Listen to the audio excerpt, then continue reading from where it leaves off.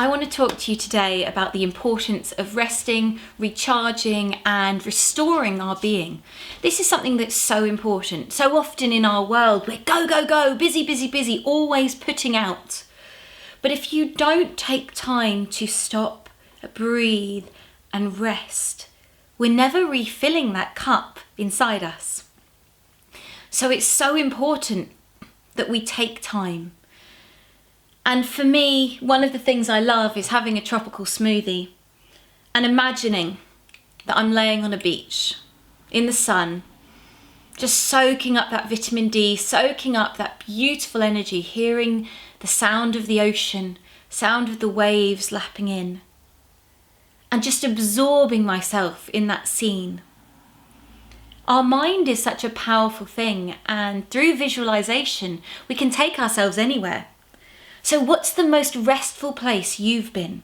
Where do you go that really makes you feel recharged? We all have those spaces, don't we? Whether it's in a woodland, sitting listening to the birds, or it's by the sea, or it's having a walk in the hills and the mountains.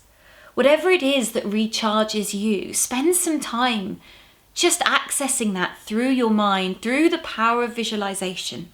Taking yourself to those times when you've been in those beautiful places. Maybe you want to stop and light a candle. For me, that's another really good way to stop and recharge, is to take a moment and light a candle and watch the flames flickering, or to sit by a fire and again just absorb that energy. All of those things that help you to switch off, to calm down. Maybe you want to turn your phone off for a little bit. It's a really good way to rest. One of my favourite ways to really restore my being and recharge it is sitting doing art. I love it. No particular intention in mind, just the intention of relaxing and connecting in with that deeper part of myself. For me, resting and restoring is also about the nutrients we put into our body, that kind of recharging through good food, through good nutrition.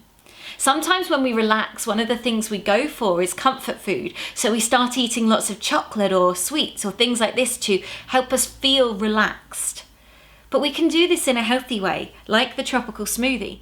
So the best advice I can give someone, and it's one I often give my clients when they come to me saying they struggle with sleep, is looking at your evening routine. What do you do in the last hour before you go to bed? Previously, I would work, I would go on my phone, I would tidy, I was like, go, go, go, go, go. I'd sit in bed and I'd be like, right, why can't I get to sleep?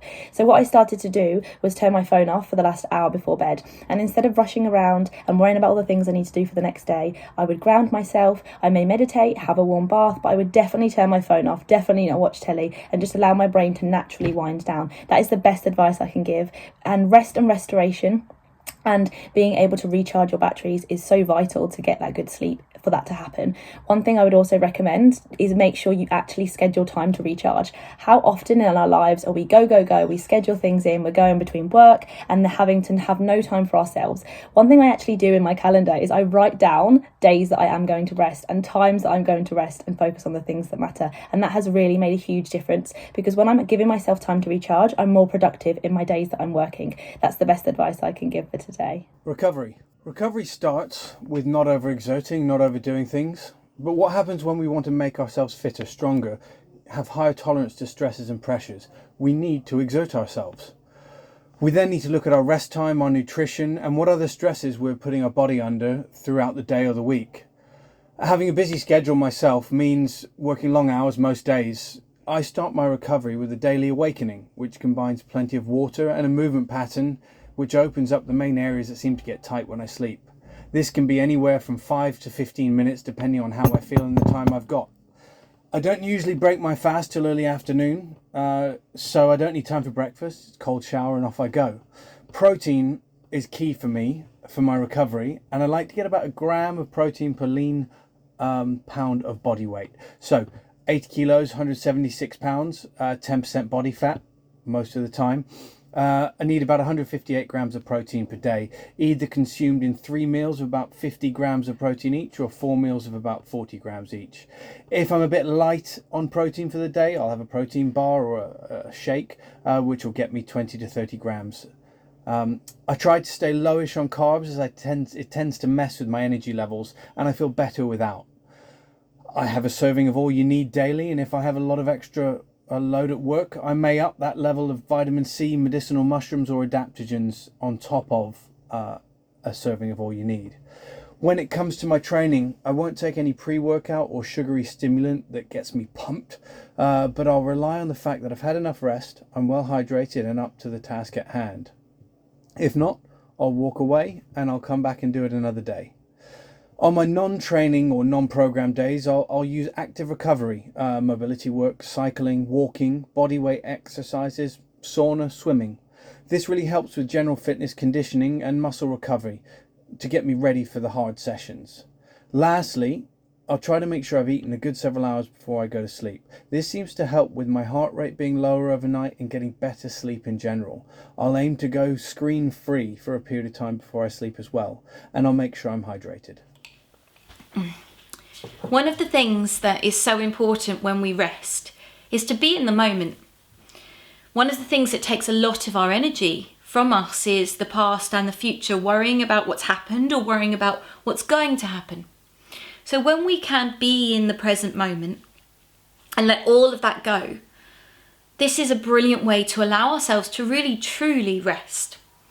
Sometimes that can be quite hard, and that's where tools can be useful, like drawing, doodling, or like lighting a candle and focusing on that. That can really help us to come into the moment now. Another technique for resting and bringing yourself into the moment is just noticing your breath. Noticing the sounds that are around you. Noticing the colours and the smells. Just becoming very aware of where you are. Becoming very aware of your body. Not judging, not having extra thoughts, just having that awareness of where you are in this moment. Another thing for rest and recharging is sleep. Sleep is so important to help us renew. Through sleep we can heal so deeply, and so many people get disrupted sleep. So making sure, if you can, to switch your phone off at night, put it on airplane mode. This can help you sleep deeper. Allowing yourself, if you can, to switch the Wi-Fi off in your house so that you don't have the electromagnetic frequencies running through you whilst you sleep. Maybe putting some lavender oil on your pillow. It's a beautiful aid to help you sleep deeper.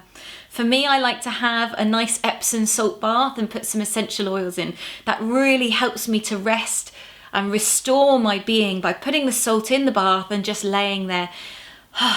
It's beautiful, such an amazing thing. And there are different essential oils that can really help us to feel restful, like lavender, like frankincense. These are amazing, restful, rejuvenating essential oils. So you could put those in your pillow and a diffuser on in your bath. So these are ways that we can allow ourselves to rest more.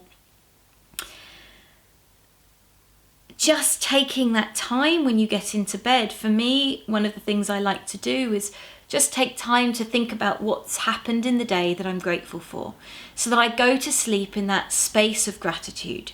Instead of worry and stress, this allows you to sleep much deeper and in a much better way. For some people who have aches and pains at night, bringing in turmeric can be very helpful. There's turmeric in the All You Need, but you might need a little bit more in a hot drink at night to help your body not ache, to help reduce that inflammation so you have a deeper, more healing sleep. So I hope those tips for resting and restoring your being have been useful to you.